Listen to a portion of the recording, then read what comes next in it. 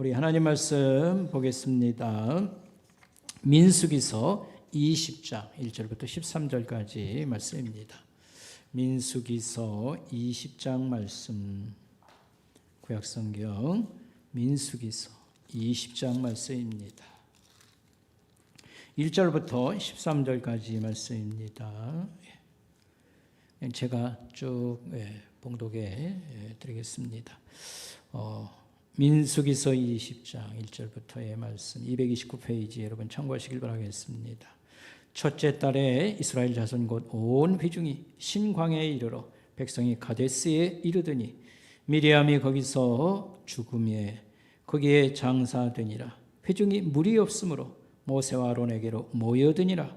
백성이 모세와 다투어 말하여 이르되 우리 형제들이 여호와 앞에서 죽을 때에 우리도 죽었더라면 좋을 뻔하였도다.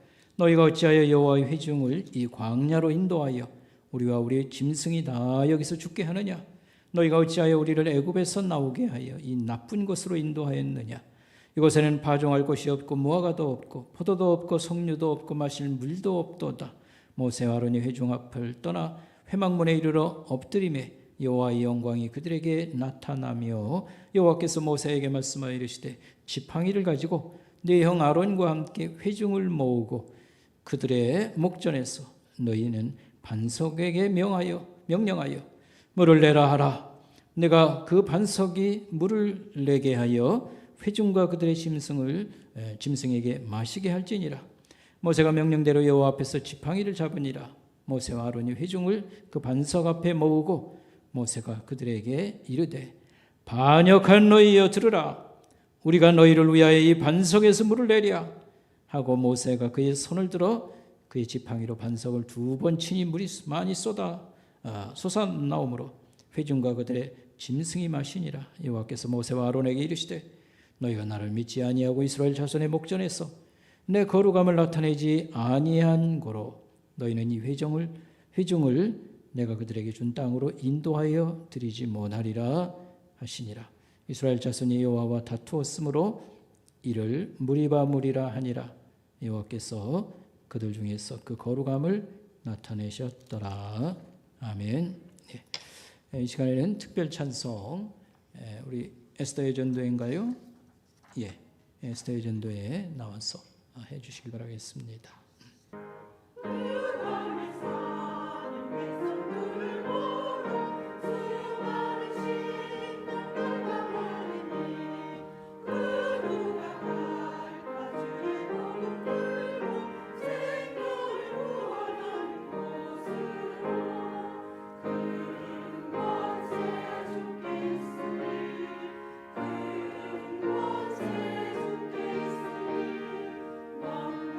주의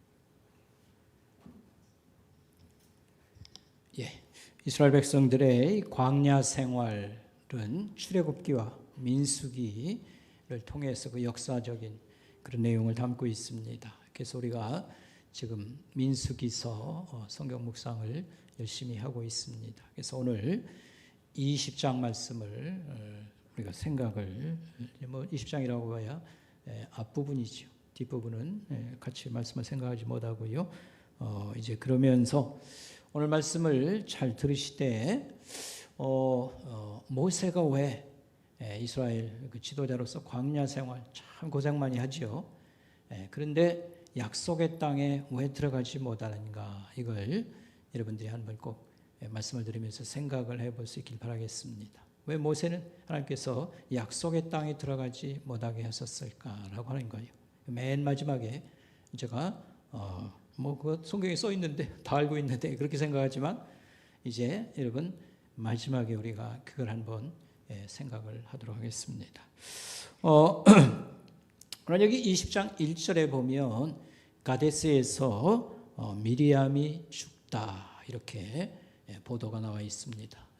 가데스 바냐라고 하면 여러분 알지요? 정탐꾼 보낸데, 그죠? 가데스에서 미리암이 죽다 그랬습니다.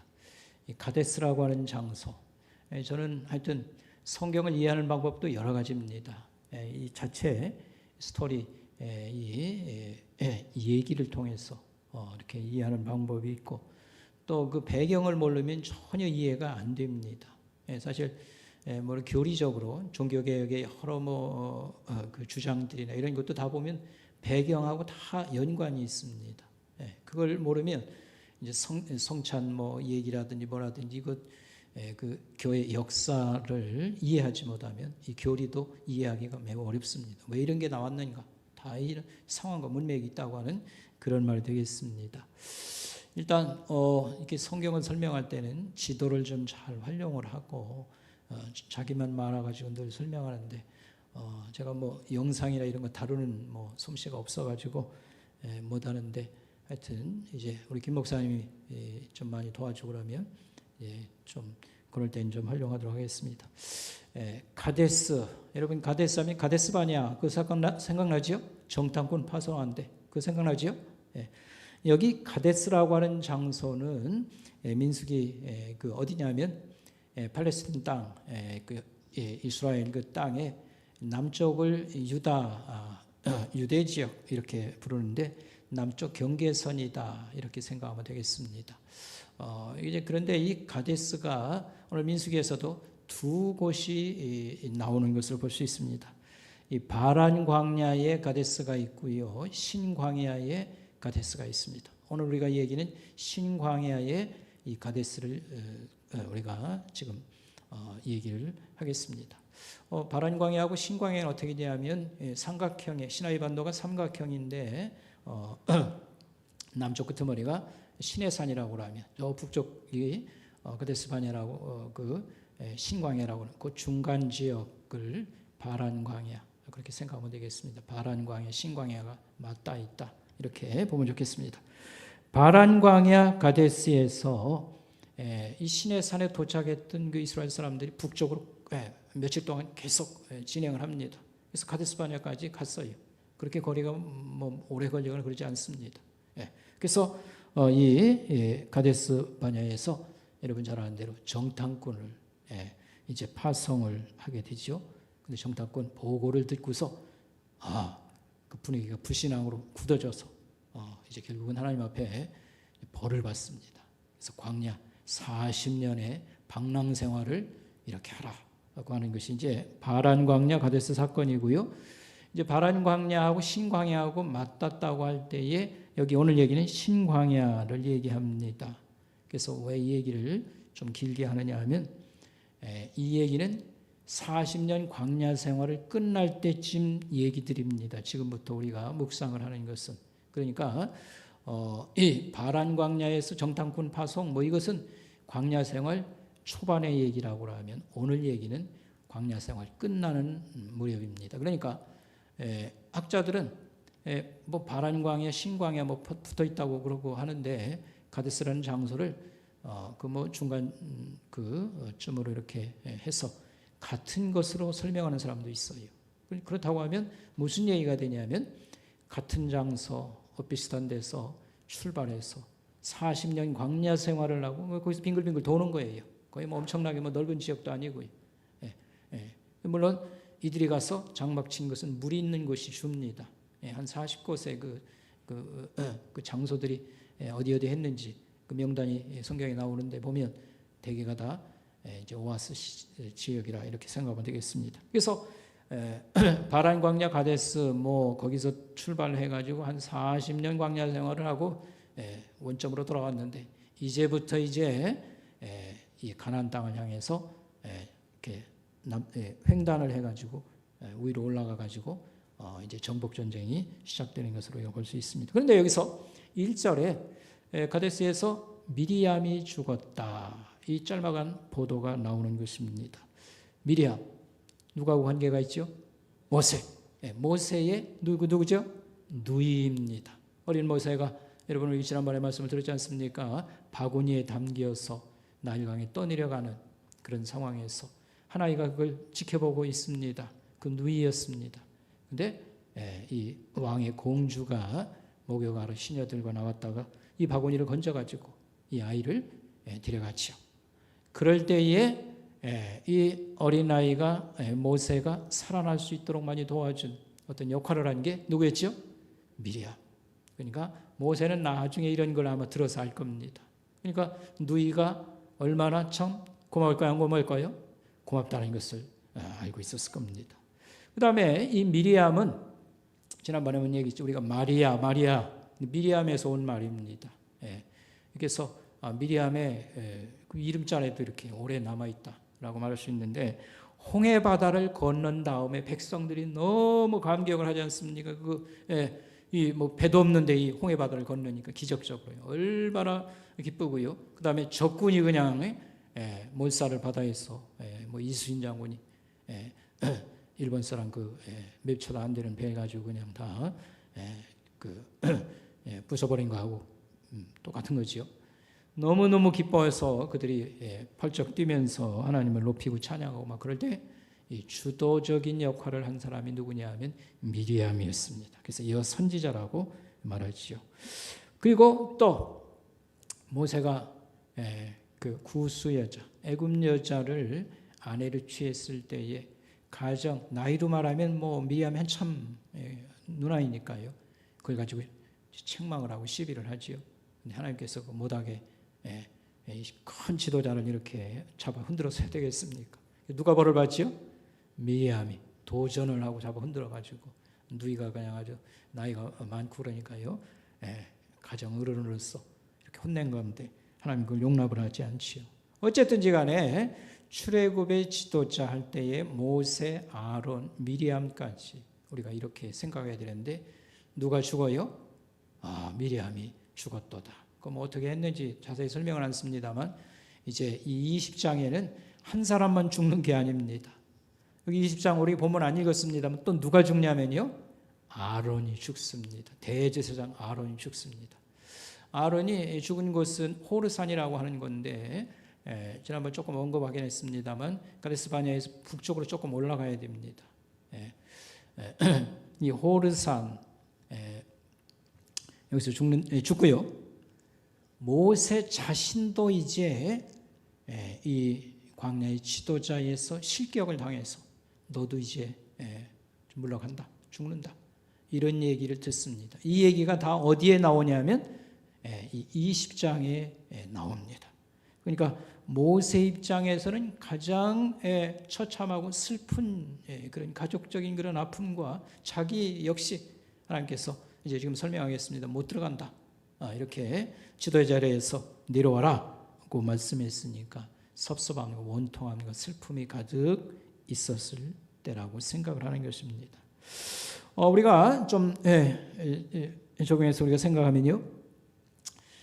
언제가 제일 슬프냐 할 때 아무래도 가족들 중에 이런 갑작스러운 죽음이 있을 때 우리가 정신 못 차릴 정도로 슬픔과 고통을 가지게 되는 것입니다. 우리 성도들 중에도 자주 아픈 사람도 많고 뭐 이런 장례를 당하는 경우인데 우리 성도들이 특별히 이 상당한 사람 가서 우리가 문상하거나 신방할 때에 특별히 말을 조심을 해야 된다 많이 생각하고 무슨 말이 적절할까 이렇게 생각하고 해야 됩니다. 가장 좋은 것은 할 말이 없으면 그냥 가만히 있으면 돼요. 등 두드리고 그냥 위로해주고 그죠?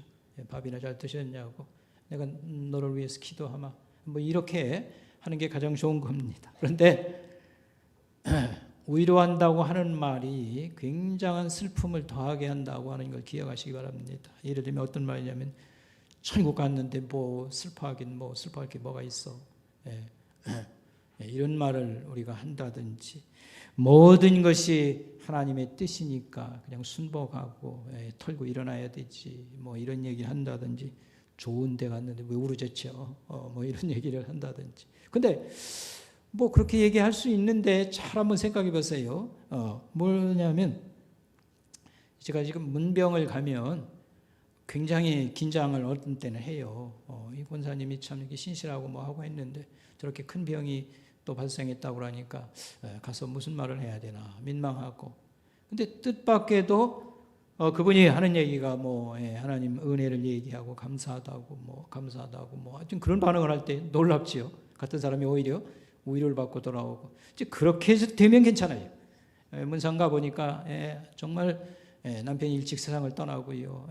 이 어떻게 살아가야 되나 주변 사람들도 걱정이 되는데 그 사람이 그래도 제가 이런 어려움을 통해서 하나님의 사랑과 은혜에 대해서 이런 면에서는 깨달은 바가 있습니다. 뭐 이렇게 가지고 위로의 말을 오히려 자기가 했다고 하면 그건 뭐 문제가 없습니다. 그런데 여러분 한번 생각해 보시기 바랍니다.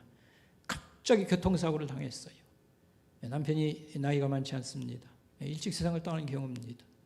그러니까 아내는 정신을 못 차리는 거예요. 이게 꿈인지 생신지 자식들하고 어떻게 먹고 살아야 되는지부터 시작해가지고 머리가 너무 복잡하고요. 손님들이 오고 가니까 그냥 인사하고 그러지만 이게 정말 제정신이 아닙니다. 이런 사람에다 대고 그저 교회에서 오랫동안 신앙생활을 했다고 찾아와가지고 등 두드리면서 천당 갔는데 뭘 그렇게 슬퍼하냐고 뭐 이런 소리를 한다고 해봅시다.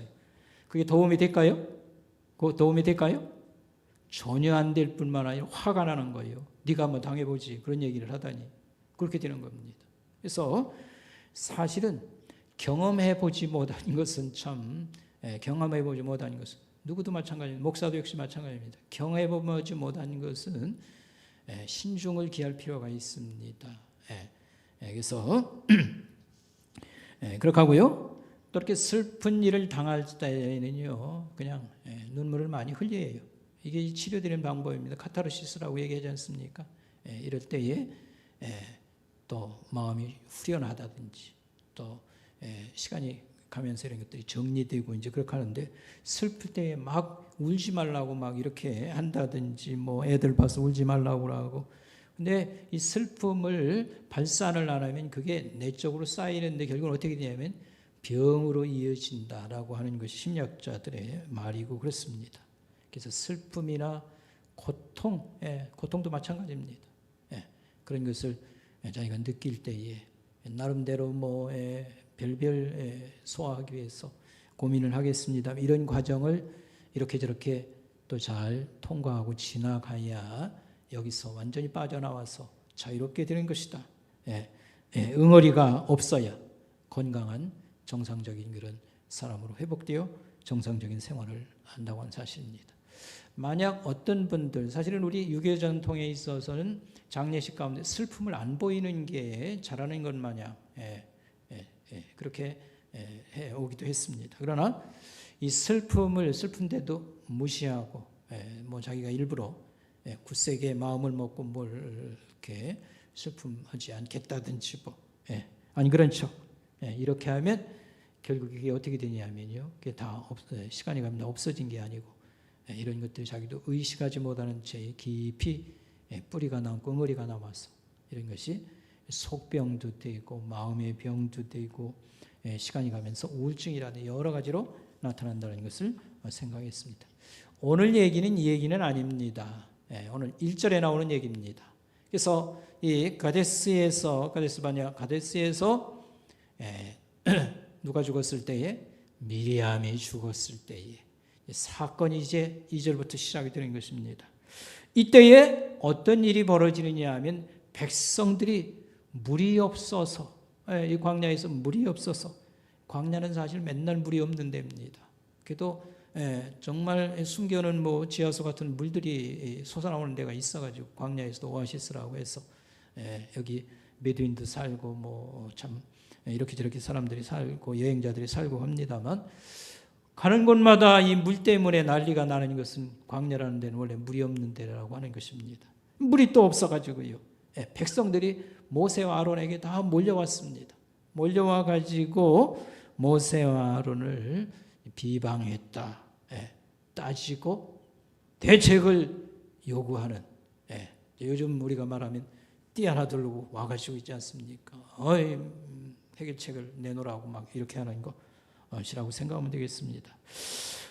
출애굽기에는 계속 우리가 읽으면서 백성들이 어떻게 하냐면 어려운 상황이 생기면 막 몰려와가지고 떼거지로 그냥 따지고 왜 이런 대로 우리를 인도하냐라든지 무슨 생각이 있냐는 뭐 이런 식으로요, 이렇게 지도자와 다투는 것을 볼 수가 있습니다. 그래서 여기 성경에 보니까 다투면서 말했다, 시시비를 가리면서 뭐 대책도 없이 왜 광야로 데리고 왔냐 이런 식이지요. 데리고 왔으면 책임을 져야지 뭐 이런 식입니다.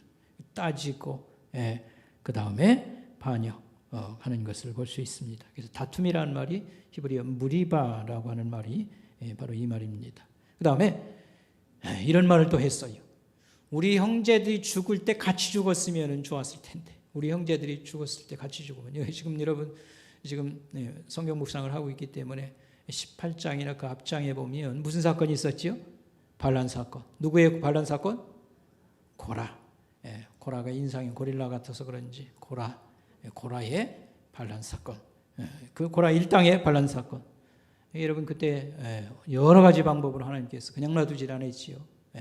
그래서 땅이 꺼지면서 그냥 집어삼키기도 하고요. 그 다음에 250명의 지도자들은요, 이것을 들고 있다가 그냥 불에 타고요. 너무너무 끔찍하지요. 그 다음에 백성들이 은근히 그거 지도자에 대한 불신을 표방하자 전염병이 퍼져서요, 엄청나게 사람들이 죽고. 근데 하는 얘기가 그때 죽을 걸, 이게 말이나 되는 소리입니까? 지금 그 얘기를 지금 하고 있어요. 그 다음에 왜 우리를 광야로 시켜서 끌어내서 고생을 시키냐는 겁니다. 애굽 땅에서 죽는 게 더 나았을 텐데. 주로 이제 얘기가 뭐냐면 먹는 거 입는 거, 거기는 그게 풍족했는데, 그러니까 노예 삶에서 해방시키고 하나님께서 약속한 약속의 땅 뭐 이런 거는 전혀 생각이 없습니다. 오직 사실 뭐 전혀 이해 못하는 건 아니에요. 뭐 어른들끼리라고 하면 좀 더 참을 수 있지만, 자식들이, 어린 자식까지 자식들이 이렇게 많고 노인도 있을 테고 거기다가 가축대도 있고 그런데 물 없어 봐요. 난리가 나지요. 그러니까 먹는 타령, 타령을 하는 것은 어떻게 보면 오늘 여기에 보면 하나님도 그냥 놔두실 정도로 그런 상황입니다. 그러면서 애굽의 풍족함과 이 광야에 여러 가지 농사짓 게 있습니까? 나무가 있습니까? 뭐 별별 얘기를 다 지금 끄집어내고 있습니다. 그러자 모세와 아론은 어떻게 했냐면 하나님 회막 앞으로 문 앞에 와서 엎드렸다 하겠습니다. 뭐 기도라고 봐도 좋겠고요. 하나님이 뭐라고 말씀하시는 지시사항을 기다린다, 이런 의미가 있는 줄 압니다. 하나님께서 이렇게 말했습니다. 백성들을 모으라. 백성을 한자리에 모으라. 그들 앞에서 바위를 향해서 너희가 물을 내라고 외치라. 이게 이제 하나님 말씀이었습니다. 그러니까 뭐 광야의 바위는 뭐 흔한 게 바위 천지입니다. 큰 바위 앞에 가서 바위를 향해서 물을 토해내라, 이렇게 선포를 하라고 말했습니다. 그럼 물이 이렇게 쏟아질 것이라, 이런 말을 했습니다. 근데 이 말씀을 잘 읽어보면 하나님은 이 백성들이 뭐 지금 뭐 난리를 치고 했지만 백성들을 문제시 삼는 뭐 이런 걸 보이질 않습니다.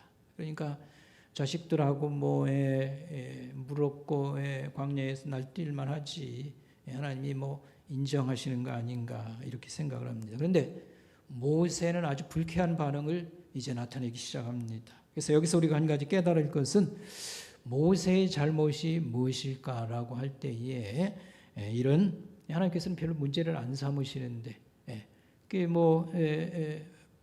물 떨어지고 쌀 떨어지고 그러면 난리 피는 거 누구나 다 할 수 있는 거 어느 정도 하나님께서는 다 아신다 이런 반응을 보이는데 모세는 아주 이제 계속 우리가 살펴보겠습니다만 기분 나쁘게 반응을 이렇게 보이는 것입니다. 이것은 학자들 설명은 르비딤 사건 때문에 그 옛 나쁜 추억을 되새긴다 이렇게 말합니다. 르비딤 사건은 요거하고 똑같은 그런 얘기들이요. 그래서 어떻게 보면 같은 얘기를 여기 얘기하는 게 할 정도입니다. 그것도 신광야를 떠나서 신광야 얘기 거기 나와요. 그러면서 물이 없어가지고 막 대들어서 항의를 합니다. 그러니까 모세가 하나님께 뭐라고 했냐면요, 돌 맞겠습니다 할 정도로 이제 그렇습니다. 그때 하나님께서 지팡이를 가지고 바위를 쳐라, 두드리라고 말했습니다. 그때 이제 두드리라고 하셨어요. 그래서 그 사건하고 너무 흡사한. 근데 사실은 그 르비딤 사건은 40년 전 광야생활 초반이고 이거 지금은 신광야 이 사건은 이제 끝나갈 때 무렵에 똑같은 일이 벌어졌다라고 하는 그런 말씀을 여러분이 기억하면 좋겠습니다. 모세의 반응을 한번 보겠습니다. 모세는 어떻게 반응을 했는가? 여러분 10절을 보시기 바랍니다. 모세가 어떻게 반응하는가 보세요. 모세와 아론이 회중을 그 반석 앞에 큰 바위 앞에 모이라고 하고 모세가 그들에게 이르되 이렇게 말을 했어요. 반역한 너희들아 들으라. 이 반역자들아 들으라 이렇게 말을 했어요. 이 말이 어떤 뜻이 있을까요? 굉장히 지금 감정적으로 안 좋고 흥분되어 있고요. 욕설을 퍼본 겁니다. 욕설을 퍼본 거예요. 욕지거리를 한 겁니다. 그리고 하나님의 능력이 백성들 앞에 이럴 때에 이제 나타나서서 영광을 이렇게 받으셔야 되는데 모세가 하나님의 영광을 가리는 말과 행동들을 하는 것을 볼 수 있습니다. 여기서 아까 그 1절 얘기를 하면 이 연결을 시키면요, 누이가 지금 죽었습니다. 그러니까 자기 집안이 이 상중에 아마 어려움이 있고 백성들이 미리암이 죽었을 때 며칠간 이런 얘기는 아직 없거든요. 성경에 며칠간 백성들도 일주일 같이 슬퍼했다더니 그런 얘기가 보이지 그런 건 없습니다. 어쨌든 가정 상중이거나 벗어난 그런 상황일 텐데 슬픔에 잠기고 괴로움이 있는 그런 상황에서 백성들 아주 고질병이에요. 광야 생활 이게 한두 번이 아니지 않습니까? 이거 40년 끝나가는 말이니까 어려움은 그냥 좀 고의적으로 와서 상의나 하고 이런 게 아닙니다. 그냥 일단 욕 먼저 욕이라기보다는 일단 따지고 덤벼들고요. 불평하고 아주 이게 습관적인데 이런 상황을 또 맞았으니까 짜증이 날까요? 안 날까요? 우리들이라도 다 짜증내고 모세 탓할 게 없을 정도로 이제 그렇습니다.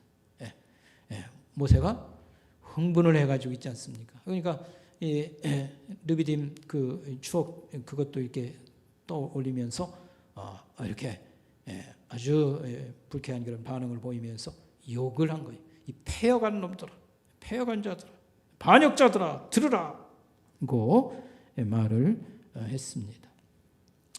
여기서 우리가 모세라고 하는 지도자를 인간적으로는 이해하지만 그렇다고 해서 지금 하나님 백성을 이끌고 하나님 일을 할 때에 이런 인간 감정을 앞세우고 하나님의 그런 말씀이나 지시를 제대로 잘 받들지 못하는 것은 모세가 매우 잘못한 것이라 이렇게 말할 수 있겠습니다. 특별히 우리가 이렇게 생각을 해야 되겠습니다.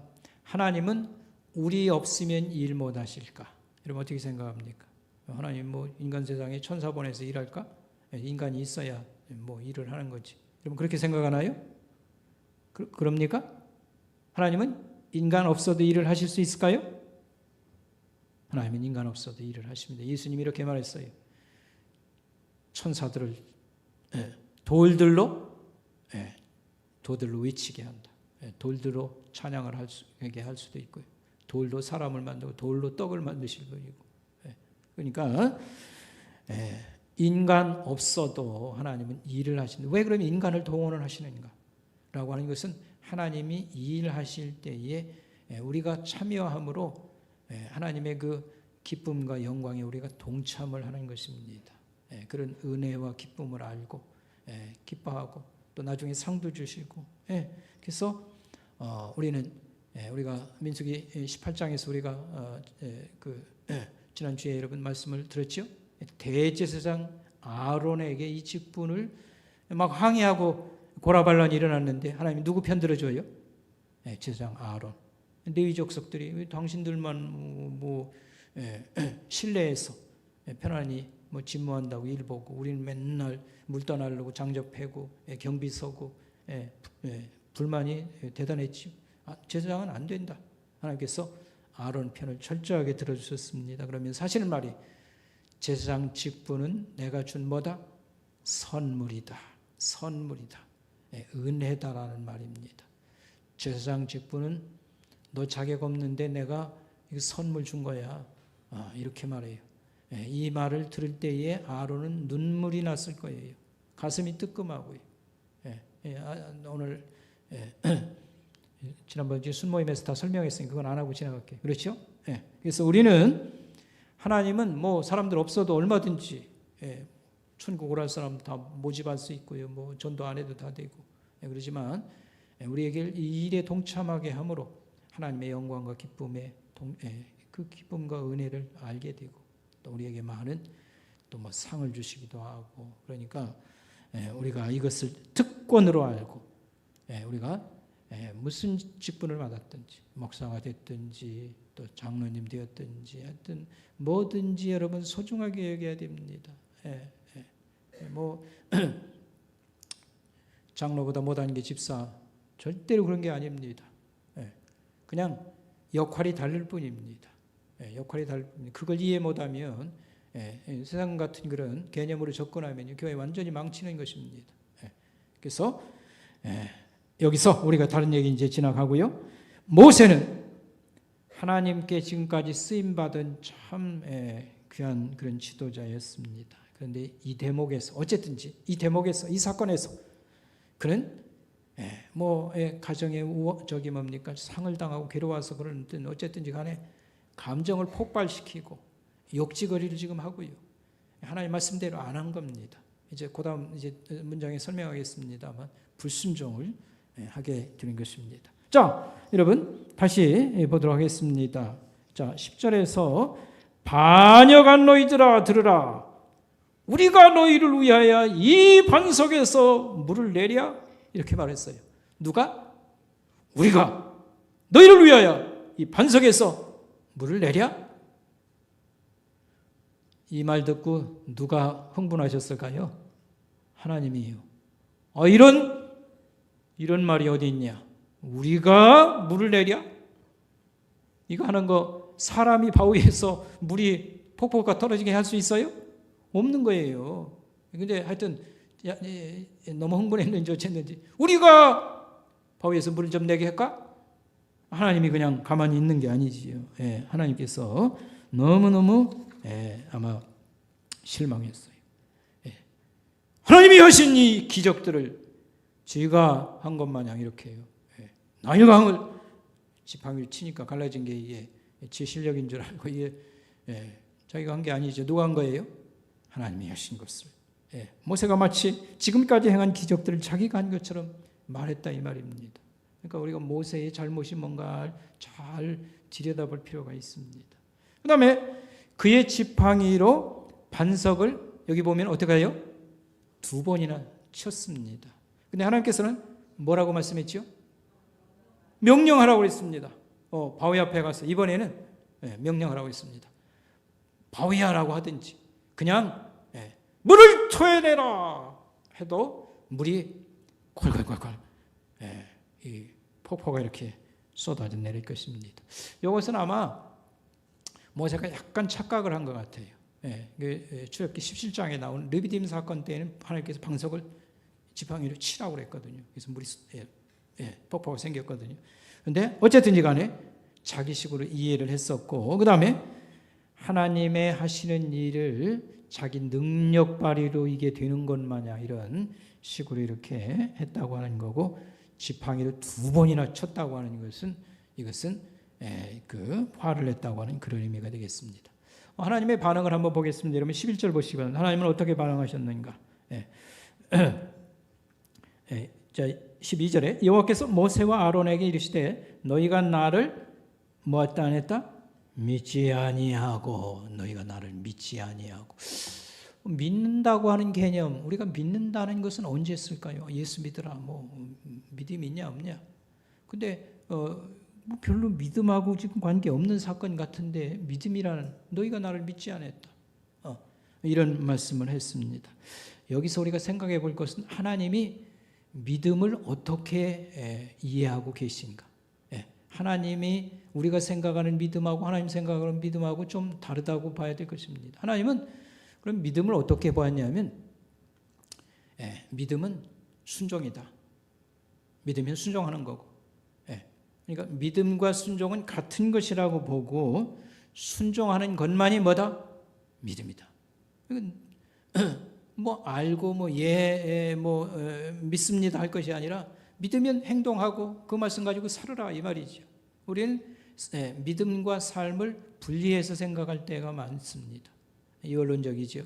헬라적인 그런 사고방식입니다. 그러나 성경은 어떻게 말합니까? 믿음과 행함은 같이 일해야 된다. 야고보서가 매우 강조하는 겁니다. 왜냐하면 믿는다고 하고 잘 믿는다고 하고 삶은 거기 못 미치니까 계속 요즘도 우리가 비난받는 거 아니겠습니까? 말씀대로 우리가 살지 않으니. 근데 하나님께서는 뭐냐면 믿음과 순종은 같은 것이다. 믿으면 순종하는 것만이 믿음이다. 믿음과 순종은 같이 가는 것이다. 이렇게 말씀을 주고 있다라고 하는 것입니다.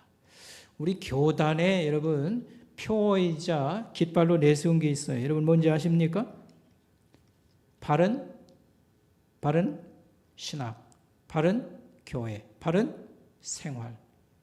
근데 배우긴 배웠어도 누구 하나 충분한 설명을 해준 건 없습니다. 그냥 교단 출발할 때 그런 역사적인 문맥이라든지 우리 좀 대지도자 선생이었던 우리 박윤선 목사님 설교하고 맨날 강조하는 거, 바른 삶, 바른 신학, 다른 거 아니고 우리가 회개하는 거, 하나님 앞에 내가 먼저 바로 서는 거, 이런 걸 많이 강조했습니다. 여기 성경에서 바른 신학, 좋은 신학, 신학이라고 하는 것은 성경의 가르침을 풀어서 조직을 한 것입니다. 그래서 좋은 신학, 바른 신학이라는 건 뭐냐면 성경은 하나님 말씀이다. 성경은 뭐다? 하나님 말씀. 그 다음에 믿음은 건 뭐다? 순종이다. 믿는 거, 순종하는 거, 말씀에 순종하는 것이 믿음이다. 이런 것이 좋은 신학이고 좋은 그런 믿음이다라고 하는 것을 생각하면 좋겠습니다. 이렇게 자유주의라든지 기적을 안 믿는 거 이런 것들을 자유주의라고 하거든요. 그것은 인간 이성으로는 받아들이기 어렵다는 겁니다. 다른 거 다 하는데 부활은 못 믿겠다. 그러니까 어떻게 하느냐면요, 기가 막히게 학자들은 묘한 설명을 합니다. 이 부활은 실제 역사 사건이 아니고 믿음 사건이다. 알아듣는지 말았는지 나도 잘 모르겠어요. 굉장한 학자가 한 말이니 이건 못 믿는다는 얘기예요. 결국은. 그러니까 역사 사건이 아니고 믿음, 사람 마음속에 믿음 사건이다. 마리아 얘기하는데 솔직히 얘기하면 똑바로 얘기하면 못 믿겠다는 얘기는 마찬가지죠. 그러나 그게 그렇게 발트라든지 이런 이름자 있는 신학자들이 그런 얘기를 하고 있습니다. 그러나 성경은 아주 그렇게 복잡한 게 아닙니다. 성경은 하나님 말씀, 이게 바른 거고 하나님이 요구하는 겁니다. 그 다음에 믿음이 곧 순종이고, 하나님을 믿는다고 하면 따라 가지고 사는 거, 이게 이제 바로 사는 거, 바른 신학이다, 이렇게 말을 할 수 있겠습니다. 마지막 하나만 더 생각하겠습니다. 자, 모세와 아론에게 뭐예요? 나를 하지 않았다? 믿지 아니했고, 또 그 다음에 이스라엘 자손 목전에서 나의 무엇을 나타내지 아니했다? 거룩함을. 하나님의 거룩함을 나타내지 않았다는 건 하나님의 성품을 얘기합니다. 하나님의 위대함을 보이지 아니했도다. 그래서 기적이 일어날 때 이거 하나님이 하시는 것을 다 같이 인정을 해야 되는데 우리가 한번 내볼까? 이런 식으로 했다고 하는 것은 이것은 매우 잘못된 것입니다. 우리 이제 시간이 됐으니까 다른 얘기는요 생략하고요. 아까 처음 얘기했던 거, 모세는 결국은 하나님께서 여기 들어가지 못하리라, 인도하여 드리지 못하리라, 이렇게 이제 12절 끝머리에서 얘기해요. 모세는 왜 가나안 땅에 들어가지 못했을까라고 말할 때 여기 명시적으로 이렇게 이게 광야 지도자의 어떤 자격에서 실격을 하나님께서 얘기하는 겁니다. 우리 6.25 전쟁에 고마운 우리 지도자가 있었죠. 누구지요? 인천 상륙작전 메가다. 근데 메가다가 끝까지 다 마무리를 못했습니다. 메가다가 그 중공군 저기 할 때에 만주를 폭격해서 원자탄을 거기다 떨어뜨리죠. 그래서 전쟁을 끝내죠. 메가다는 하여튼 굉장한 군사 전략가고 실력자였고 예수도 잘 믿고 이제 그렇게 했는데 중간에 이제 불러들이죠. 그러니까 모세도 그렇게 된 거예요. 그러나 학자들이 학자는 그만두고요. 우리 집에서도 아까 내가 물어봤어요. 모세가 그 광야 생활 그렇게 고생하며 지도자였는데 하나님이 그 약속의 땅 그 맞은편에서 쳐다만 보게 하시고 못 들어가게 했을 때에 그런 얼마나 뭐 서글프고 뭐 어쩌고 저쩌고 얘기를 하는데 그래서 학자들도 요것 때문에 못 들어갔냐 뭐 할 때 아무도 자신 있게 말을 못하는 것이죠. 여러분 헷갈리게 하려고 하는 게 아니고 하나님은 여러 가지를 고려해서 못 들어가게 하신 것이다. 요점은 그거예요. 여러분 이해하겠습니까? 하나님 이렇게 말했죠. 이 출애굽 세대, 아버지 세대들은 안 된다는 거예요. 그 다음에 새로운 세대를 들여보낸다고 했죠. 광야에서 불신앙 때문에. 근데 출애굽 세대의 지도자였던 지금 누가 죽습니까? 미리암도 죽고 그 다음에 아론도 죽고 근데 모세 이런 지도자들이 같이 뭐 백성들과 못 가면 같이 못 가는 거지 뭐 그렇게 생각하면 간단하죠. 그러니까 꼭 이 믿음이나 이 사건 때문에 하나님께서는 꼭 집어서 얘기했습니다만 하나님은 두루두루 생각하셔서 하나님 주권적으로 못 들어가게 했다. 그 다음에 우리 경험에 의해서는 그렇게 고생하고 한번 들어가서 뭐 집들이라도 한번 하고서 그냥 가야지 뭐 그것까지 뭐 막으셨는가. 그런데 하나님이 그를 보려고 할 때 아마 제 생각에는요 하나님 앞에 가서 하나님 너무 감사합니다 그렇게 얘기했을 거예요. 그때가 나이가 몇이었어요? 120살. 그 뭐 건강이 좋았다고 눈도 좋고 뭐 다 그러긴 하지만 하나님 앞에 가서 너무너무 감사합니다. 지금부터 할 일은 뭐 요단강 건너면 뭐예요? 전쟁이에요, 전쟁. 계속 전쟁이 일어납니다.